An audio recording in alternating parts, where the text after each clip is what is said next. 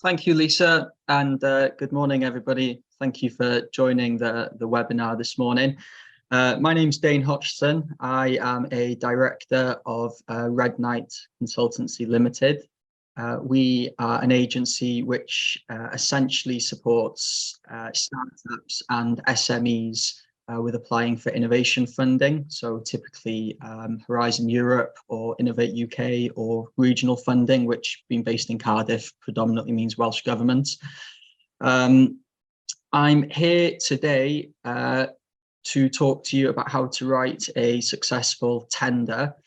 Tendering isn't sort of core to our business. However, we have been successful with writing quite a few tenders over the years, mainly surrounding providing bid writing services as part of larger frameworks. So we're part of the Life Sciences Hub Wales bid writing framework, the Set Squared framework, Innovation Point when it was around, we were on theirs as well. And we've also delivered quite a few training sessions through the British Council, which we tendered and were successful for. So AGP has essentially asked me here to share sort of some experiences of we've had with successful tendering, which hopefully you can then implement into your own practices.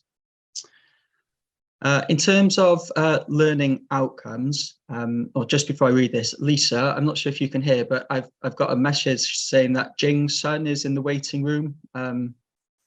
Yeah, they're not. I've just mentioned the waiting room as they're not a client, so Okay.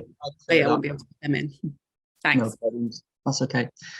So in terms of the learning outcomes from this morning, we'll be looking at what can be done before you start writing a tender, how to evaluate if an opportunity is right for your company, developing practical skills to enhance your tender writing processes, and then finally, we'll finish with optimizing your chances of success with effective planning and reviewing. So to begin with, what are the types of things you can do before you even start writing your tender? Well, it's really important to outline your strategic goals before you start applying for tenders. Because they are so time consuming, you really want to make sure that you're being as targeted as possible to give you the best chance of success. So before you start the procurement journey, decide on your strategic tendering goals. What specific goals would you like to achieve through the tenders that you're looking to bid for? And what sort of contracts and value are you looking to procure? And then using that outline, it'll be much easier to plan a path to success and being very specific with the clients and the projects that you're looking to bid for. From our own perspective, when we started 7 years ago, we were kind of tendering for sort of anything that fell within the realm of research and innovation. And we were unsuccessful with quite a lot of those, especially the ones which revolved around project evaluation of large R&D projects. We were coming up against some really big evaluation players, and we just realized that that wasn't for us. And what we did was we sort of made a conscious decision to sort of put them to the side and really focus more on the kind of bid writing framework tenders, which was more core to our business. And what we saw was our success rate with tendering built quite quickly from that point. And so essentially successful bidding requires, and that's tendering or grant applications, successful bidding requires successful planning. Getting your house in order first is critical. Quite a lot of companies will operate a reactive model where perhaps they see the bid sort of last minute and they try to get everything together really quickly. Companies who operate that reactive model end up sort of chucking loads of last minute resource at it and pull things together quite frantically.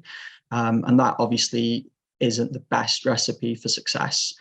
One of the ways you can try and aid that is by signing up to the various tender platforms, so you can hear of the opportunities as early as possible. Sort of Sell to Wales is obviously the big one in Wales, which I'm sure you'll all be signed up to. UK government has got one on gov.uk. European Commission has one through their tenders electronic daily system. So you can get signed up to all of those to try and keep your finger on the pulse with regards to opportunities that are specific to your organisation. And obviously you can filter them as well, so you're only receiving relevant opportunities. So it's imperative to try and get all of your ducks in a row and source the necessary bidding resources that you will require before you start sourcing those opportunities. And before you start putting pen to paper, it's also critical to ensure that you can meet all of the tender criteria. Unfortunately, there's no sort of quick way to do this other than reading the massive amount of documentation that tend to get put into tender documentation. Is probably the most frustrating part of the whole process, is that even in today's day and age, with all the electronic resources, tenders usually consist of numerous documents, and there's no real substitution for sort of reading through them all, essentially. And making sure that you meet the criteria is absolutely critical. One example I can give was a company that we did some work for a few years ago. They'd already applied for a grant. They put a grant application in, and they spent weeks working on the application, and they got it submitted, only to get told that it was ineligible and it wasn't going to be evaluated because the criteria stated that it had to be a collaborative application. So they had to work with another organisation, and they had overlooked that point, and they submitted as a single entity. And unfortunately, their application wasn't even assessed, which was pretty gutting for them. So in terms of the criteria, so do you meet the minimum financial criteria? Can you feasibly meet the requirements of the buyer? Do you have the required accreditations and memberships that they may be looking for? And do you possess the relevant experience to undertake the contract? All of those things you can determine before you actually start writing the tender. And then from that point, you can make a go, no-go decision as to whether or not you're actually going to proceed. And often the ones which are more successful are the tenders where you can commit dedicated resources. So I find it's quite useful to have a focal point in an organisation. That might be difficult if you're sitting here as a sort of one-person company, because you will ultimately be that person. But if you're a bit more fortunate and you've got a team with you, having one person designated to monitoring this kind of area will help you in the long term. Because you can assign specific responsibilities to that person who's ultimately accountable for monitoring the opportunities. And typically what I find is when I work with organisations, when they have that one person accountable for it, then they do take a lot more pride in developing competitive applications, and especially when they're successful. It's a really nice feeling, and it's a good thing to add to their CV as well.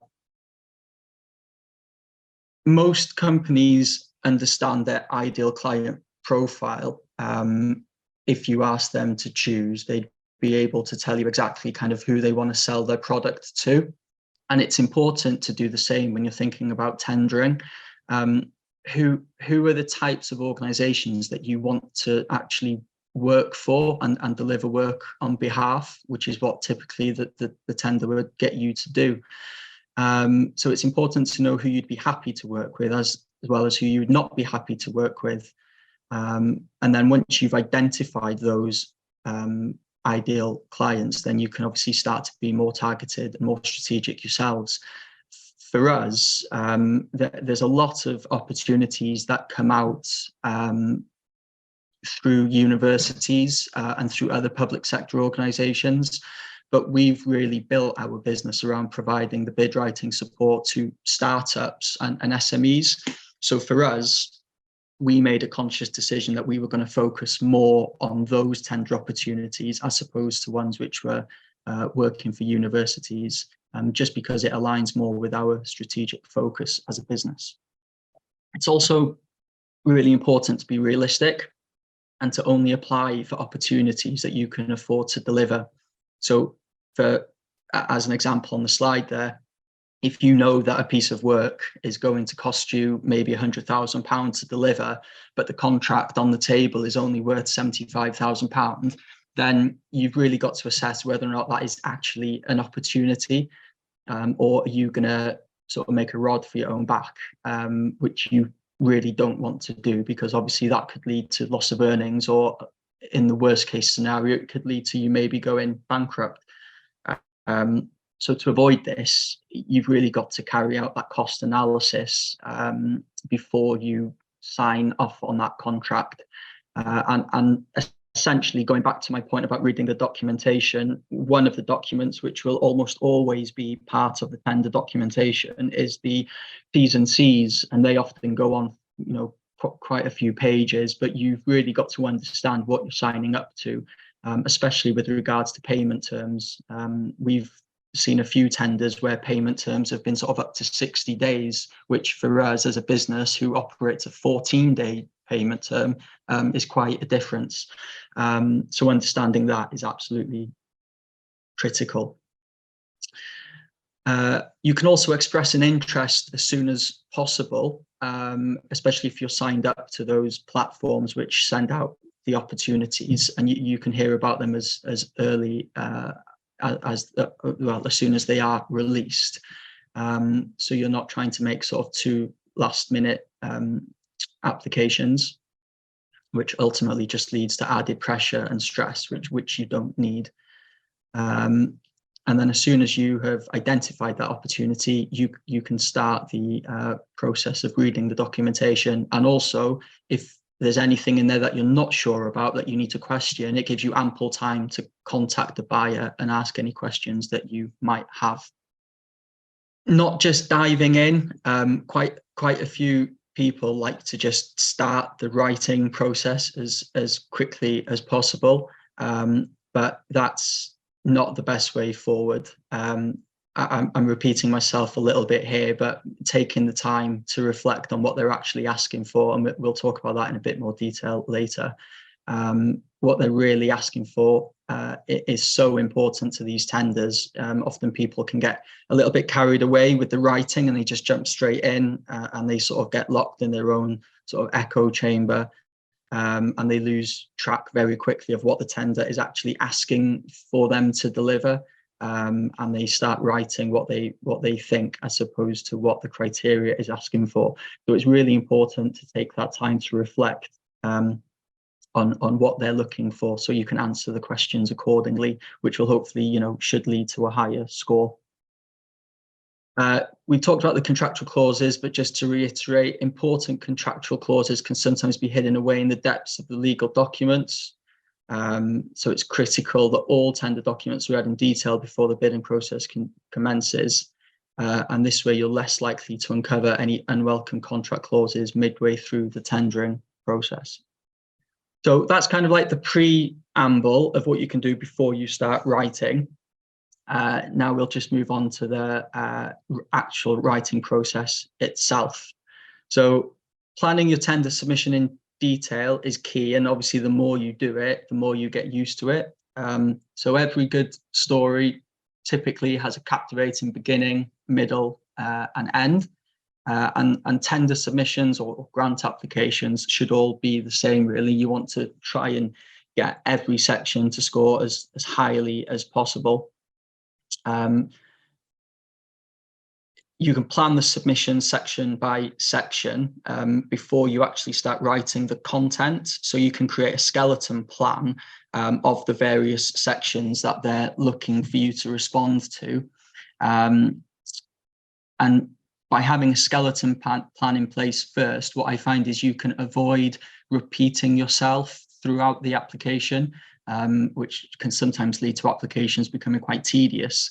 And also when you're talking about most applications or most tenders having sort of character limits or word limits or page limits, you have to be very careful with what information you put into which boxes, because you need to try and get as much across as possible in the short amount of space that they give you.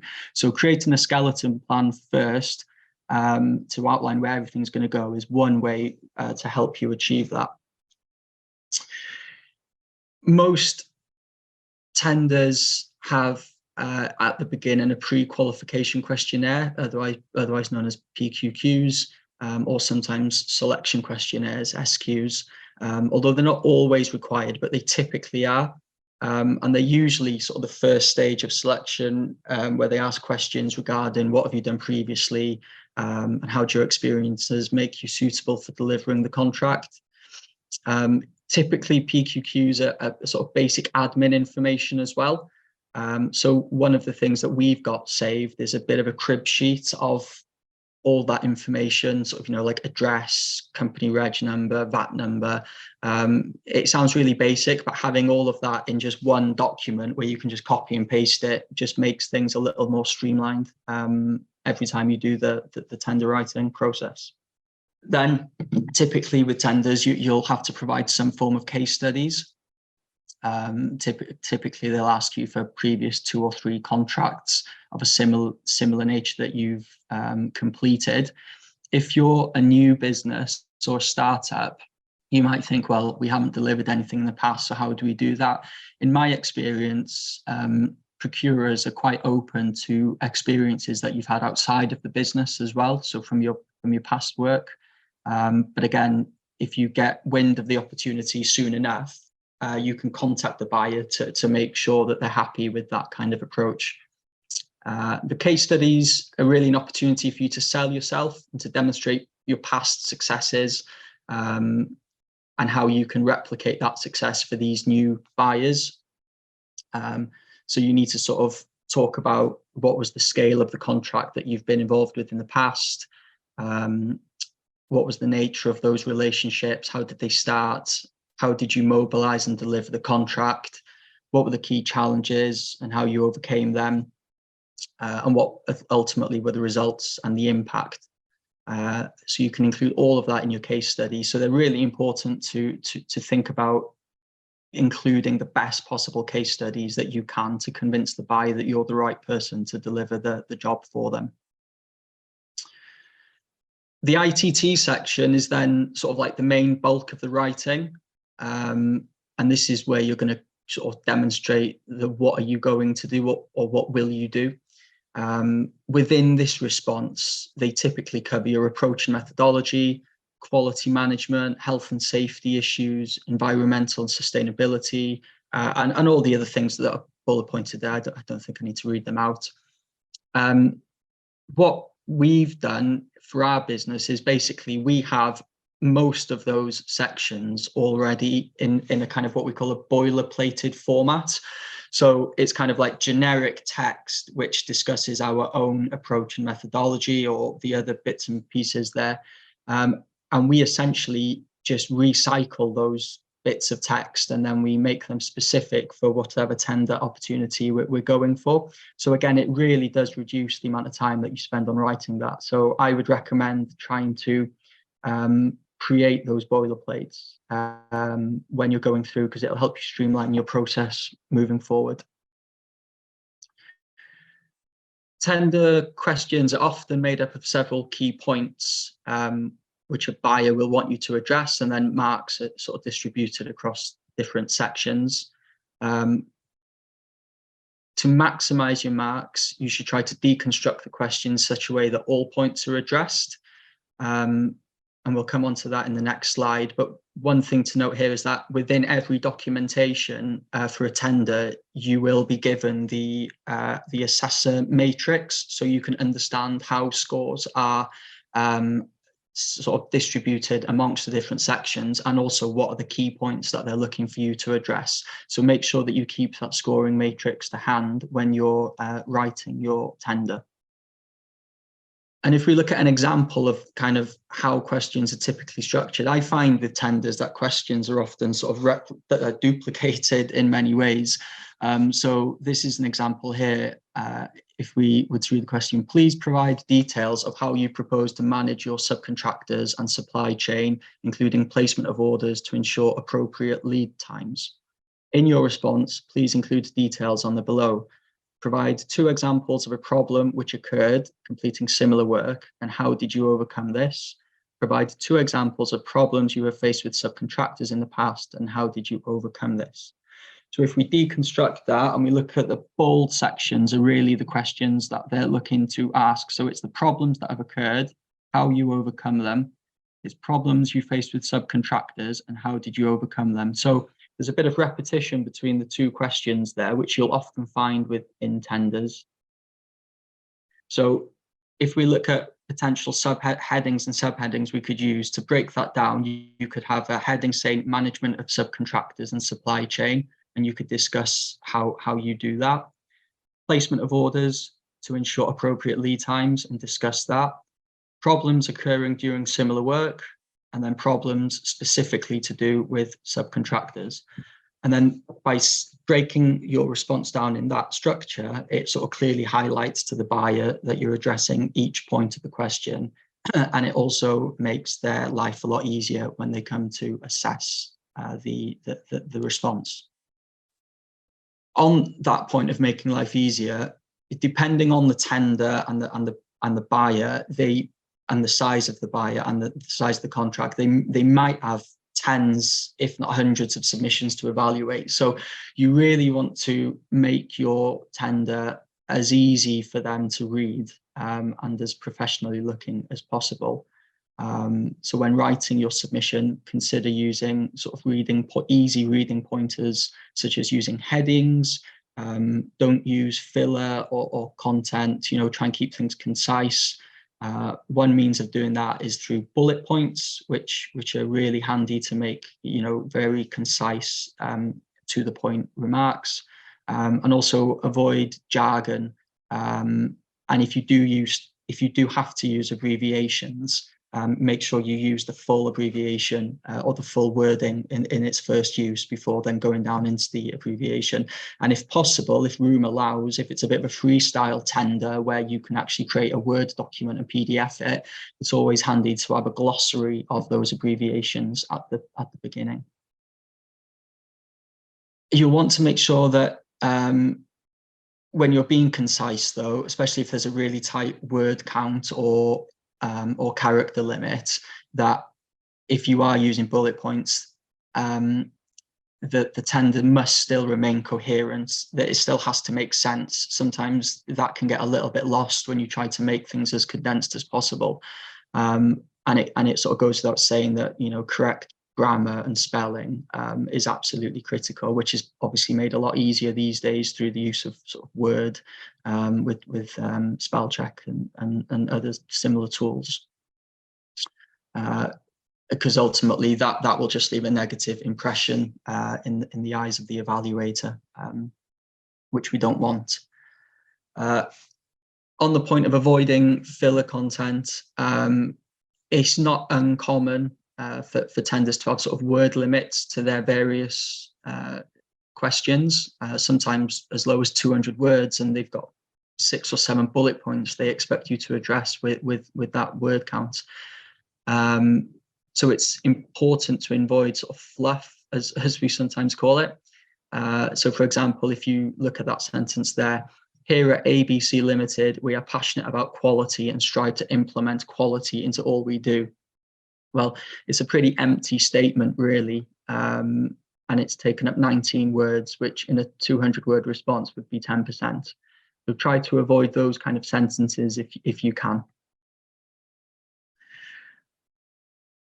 One of the ways to sort of try and get an extra few marks is through presenting your tender as professionally as possible. So investing time and maybe even a little bit of money into the design to ensure the look and feel is as professional as it can be is important. If it's visually impressive, then that can go some way to enhancing the context, the content's been quite compelling as well. And it also makes it easier and nicer for the assessors to read.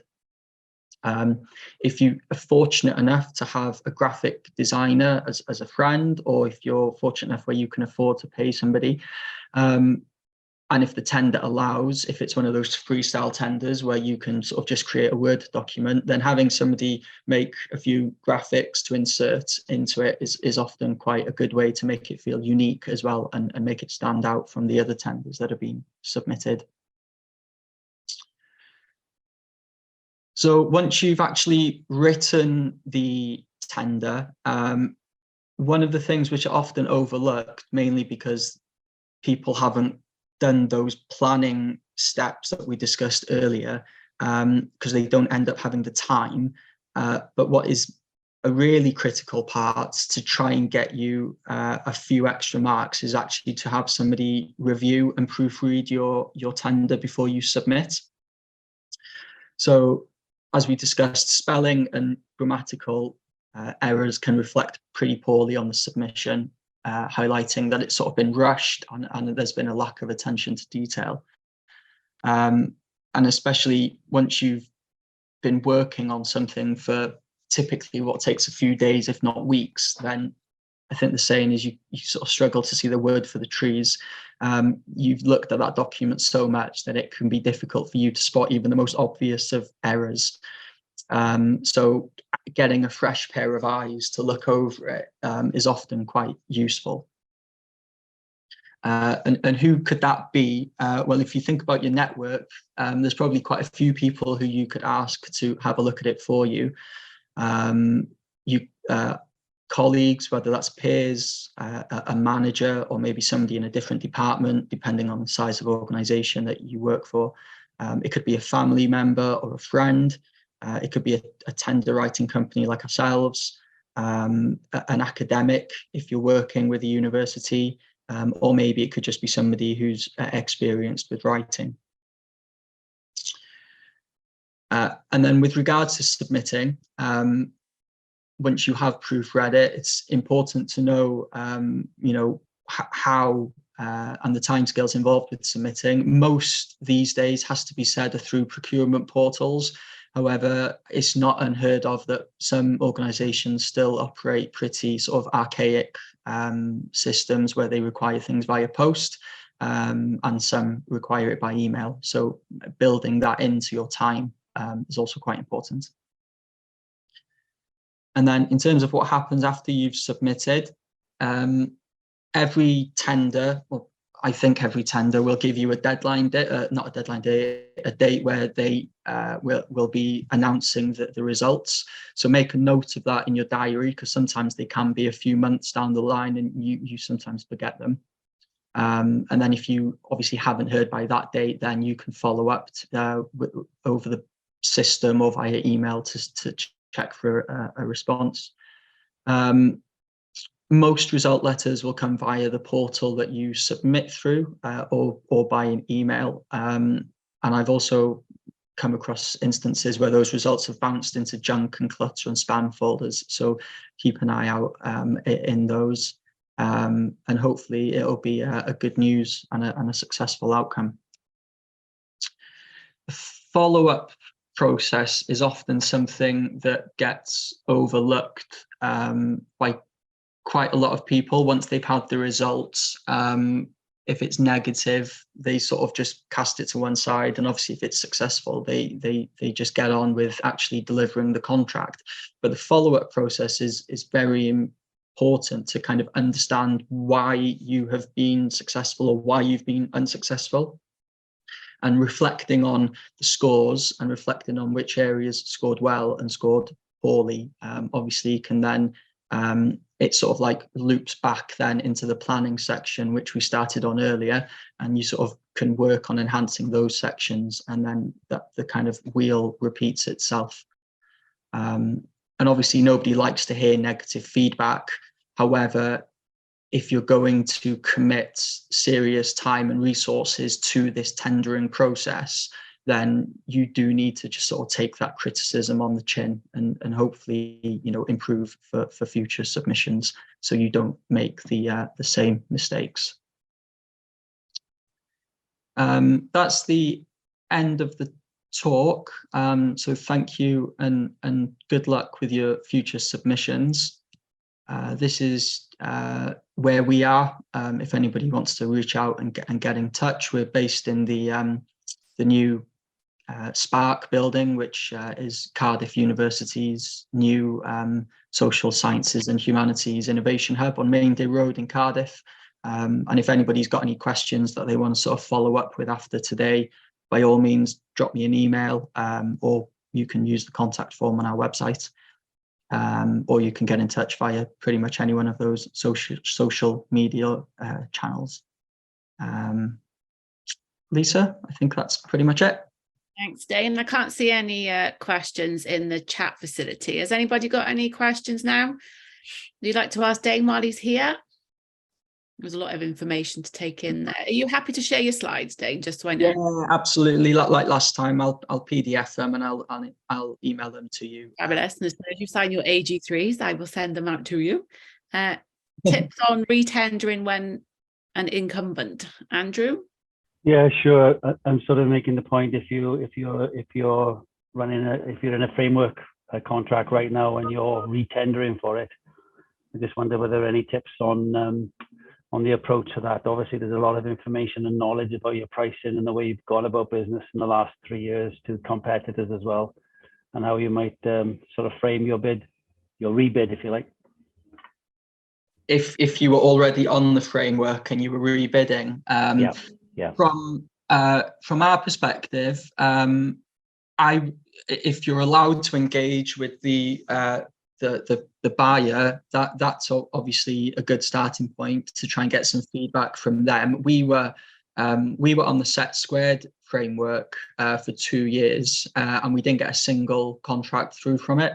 And I managed to speak with them about kind of like why that was, and it turned out it was just simply to do with our pricing, and we managed to just sort of repurpose the commercial model, and it seems to have done the trick, because we've had quite a few contracts come through it over the past 6 to 12 months, I think. So yeah, I think if you can engage with but if you've been successful once, then it should bode well for a resubmission. But I think if you can talk with the procurer and get any feedback, then that would be quite useful for you.